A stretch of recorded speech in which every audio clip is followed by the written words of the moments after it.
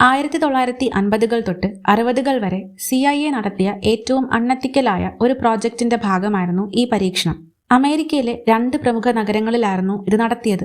ഈ നഗരങ്ങളിൽ ഒളിക്യാമറയും അപ്പുറത്ത് നിന്നാൽ ഇപ്പുറത്ത് നടക്കുന്നത് കാണാൻ പറ്റുന്ന കണ്ണാടിയും വോയിസ് റെക്കോർഡേഴ്സും ഒക്കെ ഒളിപ്പിച്ചു വെച്ച സാധാരണ വീടുകളിലും അപ്പാർട്ട്മെന്റുകളിലുമായിരുന്നു പരീക്ഷണം നടത്തിയത്. ഏജൻസിയുടെ നിർദ്ദേശപ്രകാരം പരിശീലനം ലഭിച്ച സെക്ഷൽ വർക്കേഴ്സ് പുരുഷന്മാരെ തന്ത്രപൂർവ്വം ഈ അപ്പാർട്ട്മെന്റുകളിലും വീട്ടിലേക്കും എത്തിക്കഴിഞ്ഞാൽ പുരുഷന്മാരറിയാതെ ഏത് ലഹരി വസ്തുവിന്റെ ആഫ്റ്റർ എഫക്റ്റ് ആണോ പഠിക്കാൻ ഏജൻസി ഉദ്ദേശിക്കുന്നത് അതിവർക്ക് കൊടുക്കും. പ്രധാനമായും LSD ആയിരുന്നു പരീക്ഷണത്തിന് ഉപയോഗിച്ചത്.